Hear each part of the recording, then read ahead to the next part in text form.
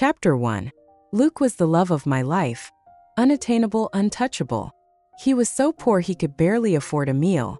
Moved by pity, I began bringing him luxurious homemade lunches from my family. Every day since freshman year, I delivered his favorite dish, Coca-Cola chicken wings. But he barely noticed me. By senior year, Luke grew even colder. He would casually share the lunches I brought with Grace, the sweet and radiant school beauty, his enthusiasm reserved only for her. He took everything I gave as though he deserved it.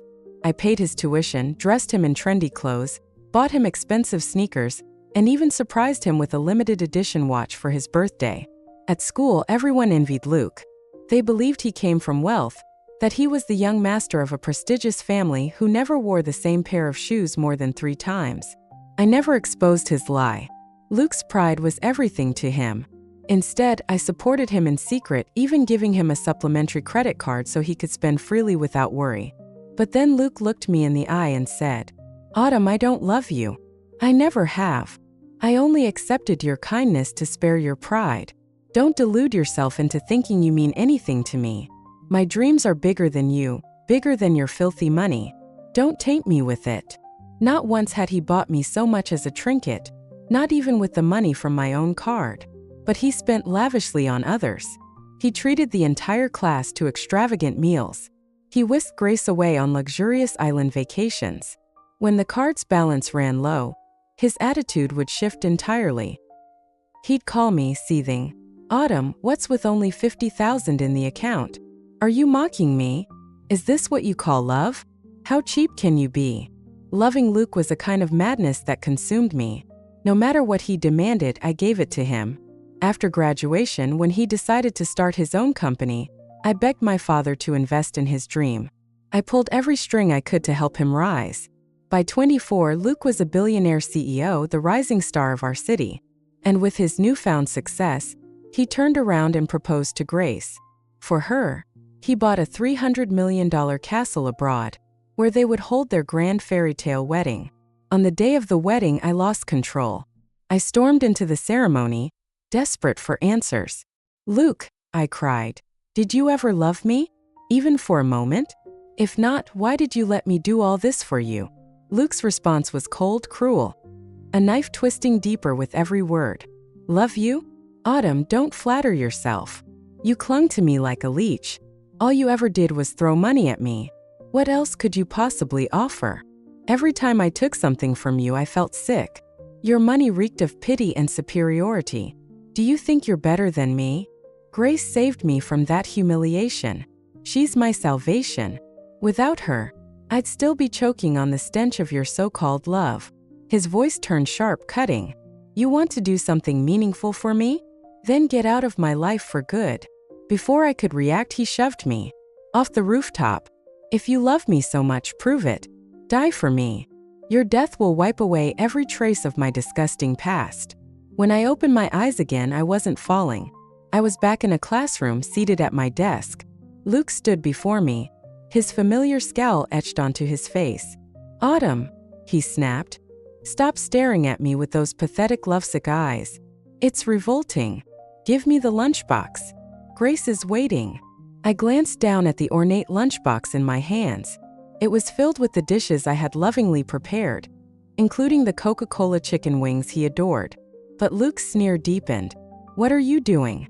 Grace doesn't like cold food. Hurry up and don't you dare drool on it." For a moment I was silent. Then I took a deep breath, my grip tightening around the lunchbox. "You want to eat?" I said, my voice steady and cutting. "Then buy it yourself." Chapter 2. I couldn't believe it. I had been reborn.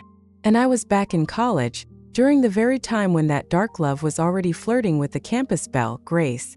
Blame my old love-blinded self. Such good food wasted on a dog? What a disgrace. At least dogs can be trained to show loyalty. But this heartless dark love? No matter how much he consumed, he remained as rotten as ever. When I told him to buy his own food, Luke's face turned a shade darker. "What did you just say?" "Autumn, I dare you to repeat that." "Oh, I get it. You're just trying to flaunt how expensive your little lunchbox is, aren't you?" His rant was abruptly cut short when he spotted Grace walking toward the door in a cute white dress, her demeanor as sweet and innocent as ever. The anger vanished from his face instantly, replaced by a saccharine smile. "Grace." "Luke, why are you so late today?" Grace asked, rubbing her stomach in mock helplessness. "I'm starving." "Did you hear that? Grace is hungry." Luke whipped back to glare at me, his brows furrowed in frustration. "I don't care what sort of tantrum you're throwing. Don't you know Grace has a sensitive stomach and can't eat too late? Hand it over." "Luke, don't be so harsh," Grace said with a sweet smile, stepping closer. Her tone was gentle, but her eyes flickered with unmistakable sarcasm aimed straight at me. "Autumn is like that, you know? Always so spoiled and impulsive. A little spark and she just blows up. She's a princess after all." Luke sneered, the disdain in his Luke growing stronger. "I think you mean a bratty little princess. All she ever does is show off. It's disgusting." Luke's ego was a fragile thing, easily bruised. He had always resented me giving him money, convinced it was my way of looking down on him. And the fancy lunches I brought for him? In his mind, they were nothing but veiled humiliation for his inability to afford them himself. Grace, she had always played her part perfectly, her subtle barbs disguised as sweetness. I used to be oblivious, going out of my way to please Luke while treating Grace like a trusted confidant. Now, staring at that oh-so-innocent face of hers, I had an overwhelming urge to dump the lunchbox contents right on it. "Don't be mad, Autumn," Grace said with a light laugh. "You know how kind Luke is. He's just worried about my stomach. It's so nice of you to bring lunch every day. Luke, don't get upset, okay? Let's go to the little garden and eat." "All right," Luke said, his face softening into a smile. He reached out, tapping Grace playfully on the nose with all the affection in the world. "You're too soft-hearted, always forgiving people too easily." Then he turned to me, his expression souring once more. "Fine. For Autumn's sake, I'll let this slide. But next time, don't you dare open the lunchbox." With exaggerated reluctance, he stood there, towering over me as if he expected me to obediently hand over the food. This arrogant young master act. How did I ever tolerate this before? I stayed silent and Luke's expression darkened. He pulled out a chair and turned to Grace. "Grace, let's just eat here in the classroom. Lunch break is almost over anyway."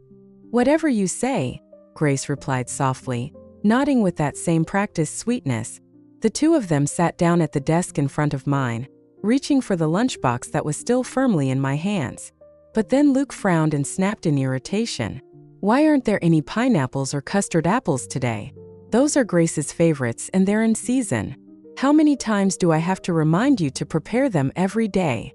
I rolled my eyes and smacked his hand away. "What's with the barking? If you're begging for food, at least act like a proper beggar. Never seen one being picky about the menu." Chapter 3. Ignoring Luke's thunderous expression, I opened the lunchbox and started eating. My dad always worried about the school's nutrition. This lunchbox was specially prepared by the aunt who had watched me grow up. And yet, out of misplaced pity, I used to give my food to Luke. The dishes were my favorites, made just the way I liked them. I used to hand him my meal, and then rush to the cafeteria to grab whatever scraps were left. By the time I got there, it was slim pickings, cold leftovers at best. Would anyone believe it if I told them? The heiress of the Smith family, destined to inherit a massive company, reduced to such humiliation for someone who didn't love her. Luke's face turned pale with fury, his brows drawn tight. "Autumn, are you crazy? Do you think this is funny? I'm eating my own lunch. Got a problem?" I said, rolling my eyes as I took a big bite of Coca-Cola chicken wings. "Now get lost. You're blocking my meal." By now, the classroom was filling up as lunch break ended. Classmates overheard my words and stared wide-eyed. "What's going on? Autumn isn't simping anymore. She actually told Luke off? Did she lose her mind? Doesn't she know her place?" Luke letting her bring him lunch was an act of kindness. This whole school was funded by the Smith family, and she has the nerve to talk back. Maybe she's changing tactics to get his attention. So shameless. I couldn't help but laugh. Luke strutted around in designer clothes, shoes, and watches worth tens of thousands. All of it gifts from me. But every time I gave him something, he would put on a show, pretending to be insulted. "Autumn, I know your family is rich, But why do you always have to humiliate me? Do you see me as your tool for flaunting wealth? I used to panic, scrambling to explain that I'd bought it because I thought it suited him or was of good quality. I was so careful, always trying to protect his fragile pride. But what about him? He'd act offended but would show up the next day, proudly wearing the new clothes I bought him. He basked in the attention, the compliments, the flattery. Because Luke dressed so well and shared the Smith surname, everyone assumed he was the son of the city's richest man, Ethan Smith. Luke never corrected them. He clearly enjoyed the misunderstanding. "Apologize to Luke," one classmate shouted. "Who do you think you are to talk to him like that?" Luke looked smug, clearly enjoying the spectacle. I couldn't help but roll my eyes. This jerk, still putting on an act? Facing the crowd's ridicule, I chuckled. "If you all enjoy groveling so much, be my guest." But I'm not interested. The Qing dynasty is long gone, yet some people still haven't cut their braids. I turned to Luke, smirking.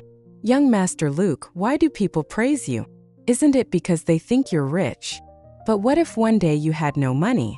How would they treat you then?" The room fell into laughter. What nonsense! The Smith family going broke? Impossible. The richest family in town with billions in assets? She's delusional. But Luke's face turned pale, his smile faltering. He glared at me, his voice sharp. "Fine, Autumn. So this is your so-called loyalty and love? Utterly worthless. Grace, let's go. We'll see if the cafeteria has anything left." Hand in hand they walked out. But Luke seemed to forget. Since I'd started bringing him lunch, his card hadn't seen a single penny. Chapter 4. I opened my mobile banking app and promptly deactivated the secondary card I had given to Luke. It didn't take long. The two of them scurried back, looking flustered. Luke's seat was to my left. Normally, he would go to great lengths to sit as far away from me as possible, even swapping seats with his desk mate if necessary. But today, he plopped down angrily without hesitation. In a hushed, angry tone, he growled, "Well done, Autumn. Your little trick worked." I glanced at him with confusion. Luke's face turned red as he clenched his jaw. "I'll accept your offer to put money in my meal and bank cards." How laughable. Did he finally realize neither card was working and decided he couldn't resist the lure of money? Seeing that I remained silent, Luke's expression grew more impatient. "Did you hear me? Because of you, Grace's stomach problems flared up again at lunch. We had to skip eating and come back. Isn't this what you wanted? Stop making things difficult for Grace, and don't fool yourself into thinking I'll ever like you." I chuckled coldly. "Why? Isn't the great Luke loaded? Why are you coming to me for money now? Or are you telling me you were born without a mother and can't even afford a meal?" Luke's brows furrowed in irritation. "What do you want from me, Autumn? Are you determined to force this on me when you know it's impossible? I'm already compromising here by accepting your money. Isn't that what you wanted? Compromise? What a joke. Does he think compromise means I should spend money on him? Does he take me for an idiot?" I was so furious my temples throbbed. Rolling my eyes dramatically, I snapped, "If your brain's malfunctioning, take some medicine. I wouldn't feed you even if you were a stray dog. If you need money, go ask your mom." "Autumn Guerrero." Luke seethed with anger, but the teacher had already walked into the classroom. He could only spit out one final remark, "Fine. You'll regret treating me this way." Everyone could see my bad attitude toward Luke, but no one took it seriously. They all thought it was just a temporary fit of jealousy. They believed I'd be back tomorrow, chasing after him like a fool. Luke thought so too. He didn't take it seriously at all. After evening self-study, I got into the Maybach waiting for me. Naturally, Luke and Grace started walking toward the car as well. I gave them a quick glance and immediately locked the doors. "Drive," I commanded. The driver, Leo, looked puzzled. "But Miss, Luke hasn't gotten in yet." "Who's Luke?" I sneered. "I don't recall having a brother." Just then Luke reached my side, his face stormy. "Autumn Guerrero, you're being absolutely ridiculous today. You owe Grace an apology by tomorrow." I let out a cold laugh. "How is that my problem? Drive." Leo, however, shook his head. "Miss, are you jealous of Luke and Grace again? Stop throwing tantrums. Acting like this will only push Luke further away from you. Are you going to drive or not? If you don't drive, you're fired." I yelled angrily. At that moment, Luke tried to open the door, but it wouldn't budge. Autumn, are you done with this nonsense? I admit your tactics are effective, and you've achieved your goal. Starting today, do whatever you want to impress me. I won't stop you. Now open the door. Other students were starting to watch, and even the school beauty was standing beside him. For the first time, I saw panic in Luke's eyes. I stared at him for a moment before snapping. You bark like a dog every day, and my ears are tired of it. From now on, take the school bus if you want a ride. Stop freeloading off me. Drive, Leo. This is your last warning. Chapter 5. But today, Leo insisted on defying me. He refused to start the car. Miss, this is unnecessary. You know as well as I do that Luke is handsome and top of the class. Naturally, lots of girls want to be with him. But acting like this will only drive him further away. Just apologize. If you gift him the Porsche 911 he's been eyeing as a birthday present, he'll forgive you immediately. My expression darkened. In my previous life, I learned the hard way that Leo was Luke's biological brother. Their family was desperate to leech off the Smith family, even changing Luke's last name to match ours. Every chance he got, Leo would sing Luke's praises to me. He constantly pushed the idea that Luke was a once-in-a-lifetime catch, the perfect man. Drive, I said, my voice icy. Or are you challenging me? Don't forget who's in charge of this car. And another thing, I added. If I hear you call him Luke Smith again, don't blame me for what happens next. The Smith family name isn't for just anyone to use. At that, the attention of nearby students intensified. Luke, now red with shame, barked in a low voice. Autumn, open the door right now. Grace's stomachache is your fault. Rubbish. I interrupted sharply. Her stomachache has nothing to do with me. Stop trying to manipulate me with your little games. Leo, however, wouldn't give up. Miss, even if you're the eldest daughter of the Smith family, you shouldn't speak so harshly. Didn't your father teach you better? Don't you dare bring up my father. I shot back. Don't forget, you're just a driver. What gives you the right to lecture me? Leo clenched his jaw but still tried to defend himself. Miss, you've gone too far this time. Ignoring my protests, he unlocked the doors, letting Luke and Grace climb in. Luke, now seated, immediately barked orders. Take Grace home first. She's unwell, so drive quickly. Understood, Luke, Leo replied. Luke's audacity made my face burn with anger. I had only let him ride in my car because I felt sorry for him. He lived far away and had to take a long bus ride to school every morning, waking up at 6. But after he met Grace, he naturally started bringing her along for the ride. Every day, Leo dropped them off first before finally driving me home. By the time I got back, it was nearly midnight. In the mornings, I had to wake up at 5:30 to pick them up for school. Not once had Luke thanked me. Instead, he complained that the car was too small and cramped with 3 people in the back. Right on cue, he frowned. Autumn, why didn't you sit in the front? Don't you know it's cramped back here with 3 people? Do you really have to use this excuse to get close to me? Grace chimed in softly. Don't be mad, Luke. I've seen cars like Rolls-Royces. They're so spacious they can fit over 10 people. A delicate young lady like Autumn would be better suited to a car like that. Luke's eyes lit up. Did you hear that, Autumn? I'll give you a chance. Replace this car with a Rolls-Royce within 3 days, and I'll forgive what you said today. I ignored him. Over $1 million for a Maybach, and it's not enough for him? A Rolls-Royce? Keep dreaming. Tomorrow he can take the bus. Chapter 6. The next morning, I sat at the breakfast table, savoring my meal while my parents looked at me with warm smiles. Sweetie, why are you leaving so late today? My dad asked. I smiled back. Dad, Mom, I was going to the classroom early to study before. I wanted to do my best on my exams, but it's been exhausting lately. From now on, I'll keep a normal schedule, and I'd like to spend more time with you both. My mom's face was filled with concern. You silly child, you need to balance your studies and rest. We'll have Leo pick you up for lunch and dinner from now on. Just as she finished speaking, Leo stormed into the room, anger written all over his face. Autumn, this is too much. I've been waiting outside for ages. Why didn't you come out? His anger fizzled out the moment he saw my parents. Forcing a smile, he turned to me. Miss, it's getting late. We should head to school. Is it? I glanced at him. Classes start at 7:30. It's only 6:40 now. We have plenty of time if we leave by 7:10. Impossible.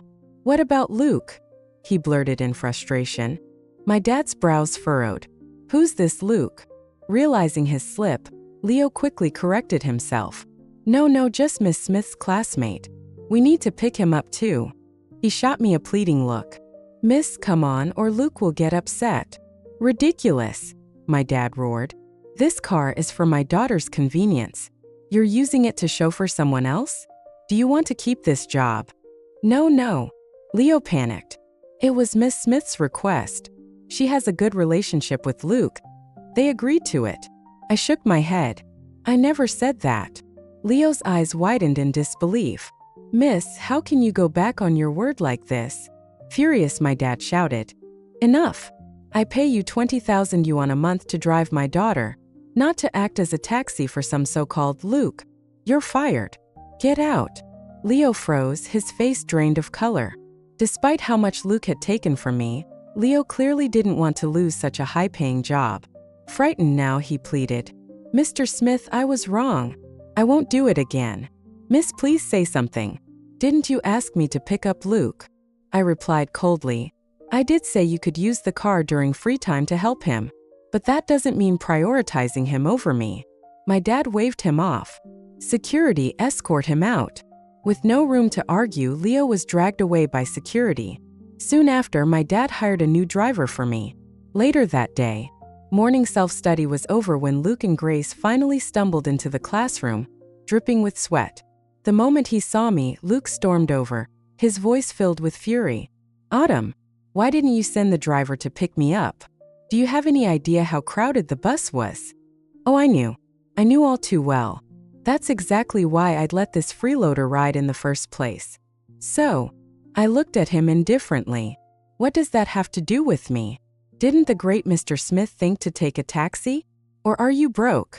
Of course I knew he was broke.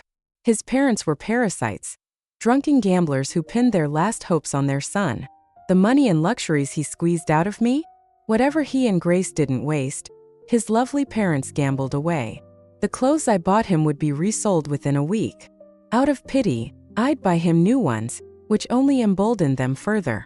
Grace suddenly spoke up, her eyes glistening with tears as she snapped at me. I know it. You're targeting Luke because of me. But this is too much. Luke has tolerated you for so long. Hasn't that been enough? Chapter 7. I couldn't help but laugh. Wow, how original. They live off me, yet they think they're the victims here? As expected, the class erupted in Luke's defense. Autumn, don't you have any shame? How dare you turn this around on Luke? Luke was being kind to let his family driver pick you up, and you repay him like this? You're just the daughter of a maid. So shameless. I bet she and that driver were having an affair. Makes sense, right? I let out a soft laugh. Luke, in your words, I'm just the daughter of a maid. So that Maybach worth over 10 million. Is it yours then? Though I'd known for a long time, I had never bothered to correct the class's assumptions. In my past life, I silently endured all the insults meant for Luke. But not this time. Luke remained calm, shameless as ever. People made their assumptions based on how you acted. Oh, such a clever deflection. Luke, you're really good with words, I replied dryly. The class's insults grew nastier. Just because your surname is Liu, you think you're family? Disgusting. You probably changed it to mooch off them. Luke, just fire her mom already. Kick them out. Yeah, Luke, you're too kind. Don't let them walk all over you. Luke's expression darkened further. The irony wasn't lost on him. After all, he was the one who changed his surname. The bell rang, and our homeroom teacher walked in, clearly annoyed. Sit down. Do you even know what day it is today? She gave a cold snort. Today is the inauguration of our new library, and the chairman of Tianjin Group, Mr. Smith, will personally cut the ribbon. He said he'd also like to tour the school where his child studies. Luke went pale. Right now, the principal and vice principal are accompanying Chairman Smith on a tour. If they see this chaos, it will disgrace our school. Luke's face turned pale.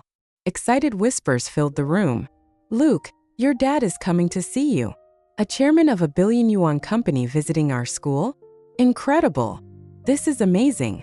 I never thought I'd get to see the chairman of Tianjin Group in my lifetime. All because of Luke, of course. Of course. Ever since Luke joined, the school has added so many new facilities, even 2 new cafeterias. I laughed coldly. Ever since I joined the school as a freshman, my dad had heavily invested in it to ensure my comfort. When I said I loved swimming, he built a state-of-the-art swimming pool just for me. He also upgraded the cafeterias, hiring Michelin star chefs to prepare a variety of cuisines. Even then, he worried I wouldn't eat well and insisted on sending me meals from home. But I had been too busy chasing after Luke to appreciate any of it. Now this leech dared take credit? I planned my father's visit today for one reason: to expose Luke's lies. "Congratulations, Mr. Smith," I said with a smirk. "Make sure to greet your father properly." Luke's face turned an even deeper shade of green. What are you up to, Autumn? Is this your doing?" he hissed. Chapter 8. Looking back now, I realized the Smith family's scheming against me had started long ago. It began when I first entered high school. Luke, with his striking looks and excellent grades, quickly became a star at school. He was immensely popular, the kind of person everyone admired. But for some reason, he always made sure to appear wherever I was. His interactions with me were subtle yet deliberate, like he was orchestrating our meetings. At the start, he was incredibly kind and attentive toward me. His brother, Leo, added to this illusion by constantly singing his praises. He'd talk about how there was this brilliant young scholar in our school, making sure I heard it over and over. Eventually, I believed it. I thought Luke was an exceptional person. At 16, caught up in the dreamy haze of adolescence, I let myself fall for him. My feelings deepened quickly, and before long, he occupied my thoughts entirely.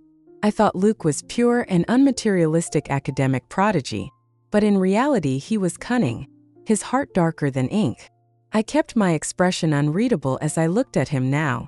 "I don't understand what you're saying, Luke." Surrounded by our classmates, he couldn't directly accuse me. Doing so would expose himself. For a moment, Luke was at a loss for words. Our classmates, however, were quick to jump to his defense, eager to curry favor.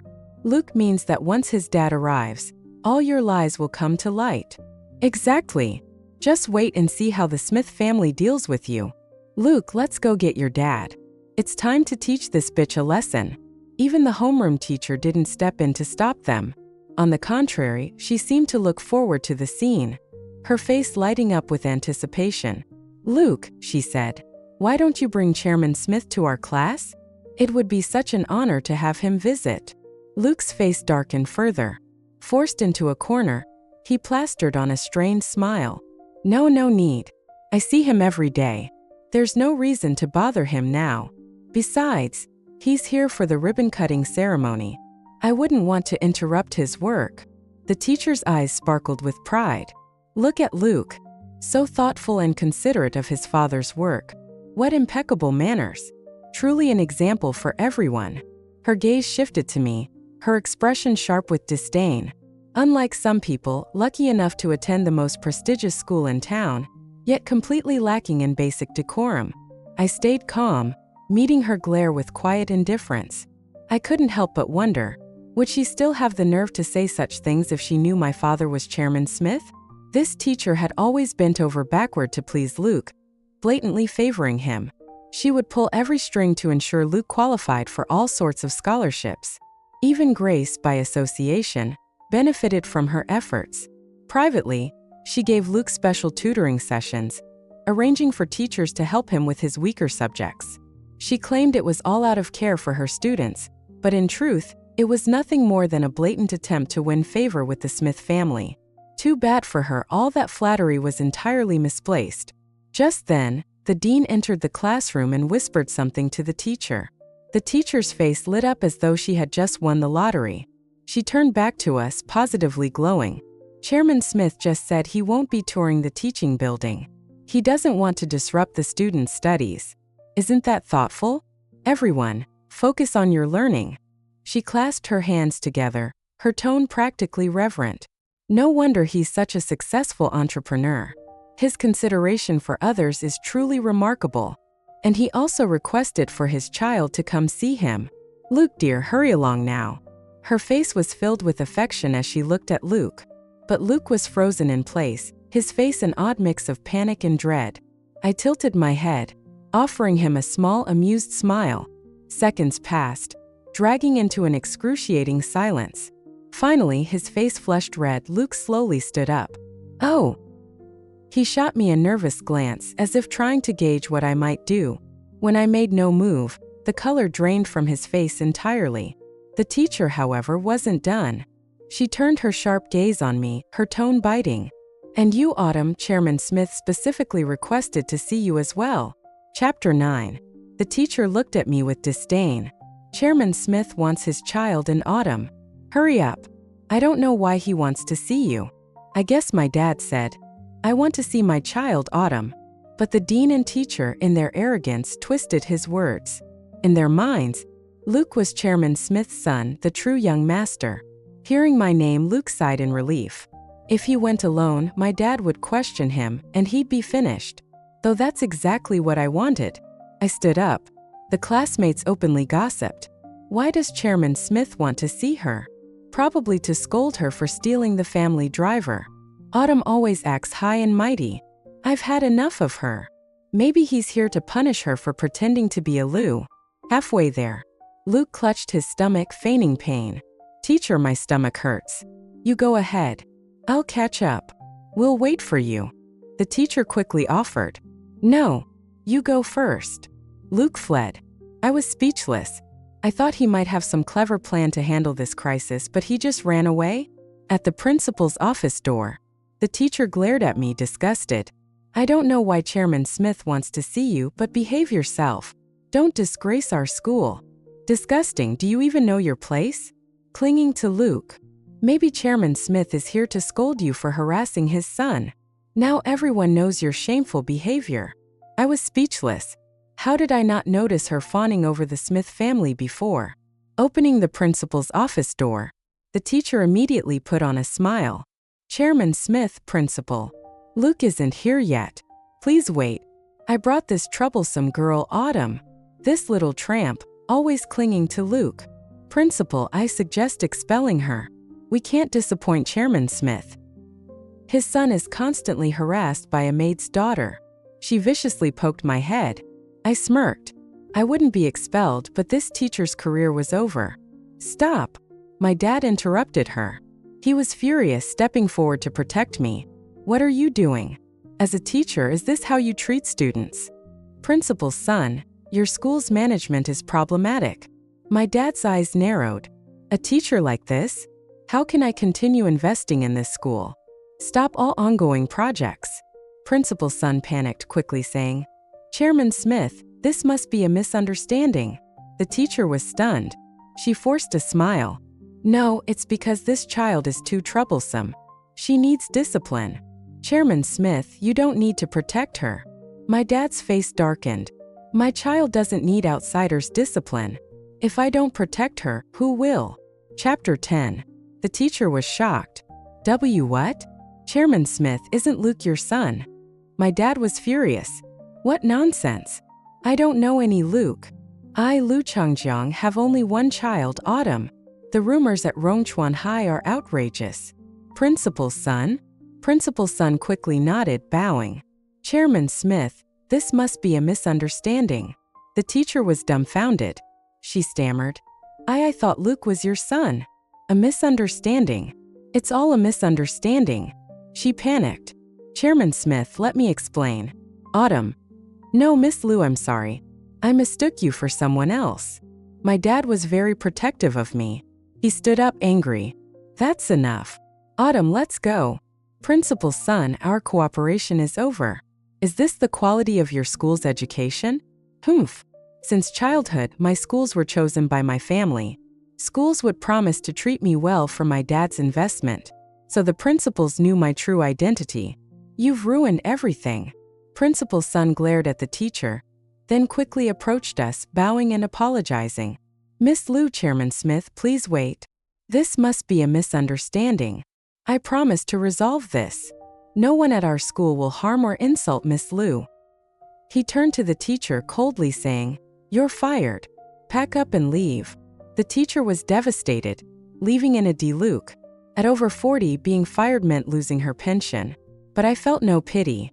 She often led the class in isolating and mocking me, seizing every chance to ridicule me. She deserved this. My dad looked at me, gently patting my head. "Autumn, should we give them another chance? If you want to transfer, I'll arrange it immediately." I pouted. "Dad, let's stay. It's senior year. Changing schools now would be hard. Revenge wasn't over. I wouldn't leave yet." "All right, whatever my precious daughter wants."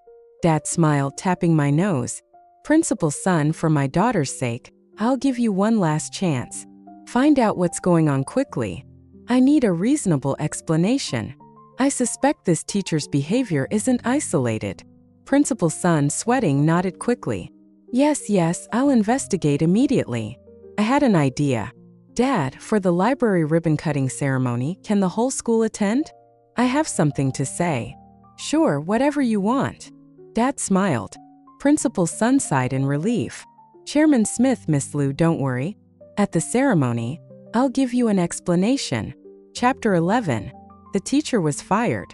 The dean personally led our class to the ribbon-cutting ceremony. The classmates wondered why the teacher wasn't there, but followed obediently. Luke, who had fled, returned. Having avoided facing my dad, he seemed more relaxed. The classmates continued flattering him. "Luke, will you speak at the ceremony? I support it. Our school's facilities improved so much because of you, making it the best in the province. So many people are envious." Luke forced a smile. "No, I don't like public speaking. See how humble our Luke is." Someone looked at me. Unlike some people, acting high and mighty, not knowing their place. I didn't bother explaining.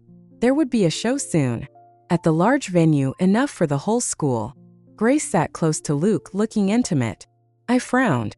Grace often rode with us, so she knew Luke's true identity, but she never exposed him. I used to think she was pure and innocent, but now I realize she was purely evil. She knew the truth but kept quiet, enjoying Luke's favors.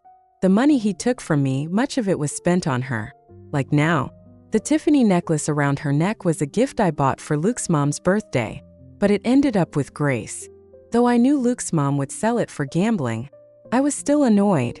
"Autumn, why are you staring at Grace's necklace? Jealous?" Grace's friend sneered. "This is a Tiffany necklace, worth tens of thousands.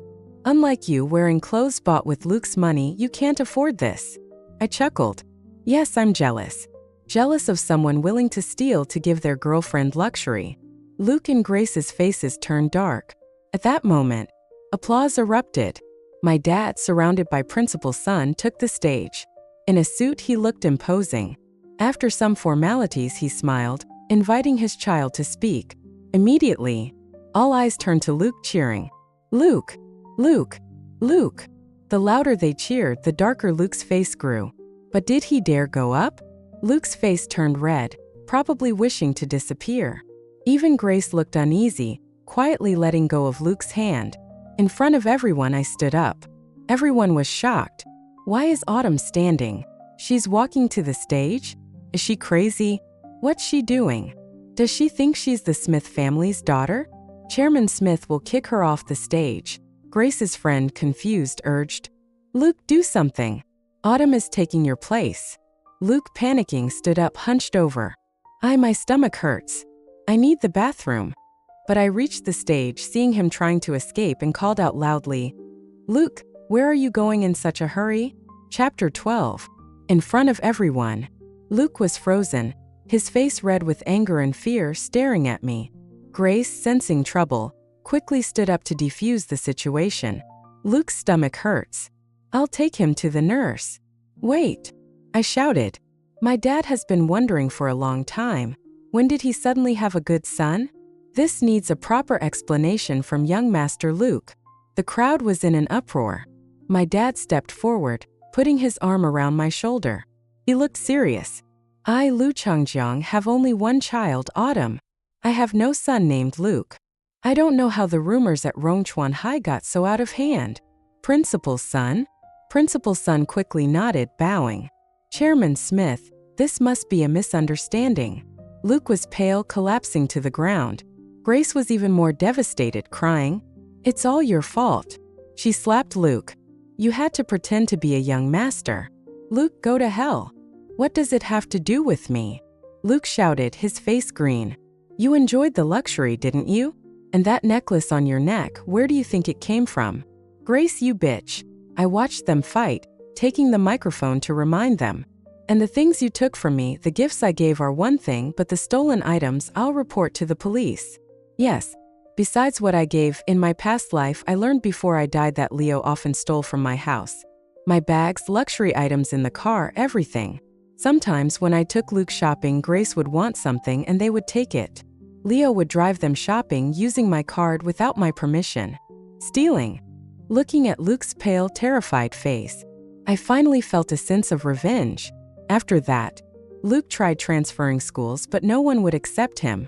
Who would dare offend the Smith family? Their scandal spread throughout the city.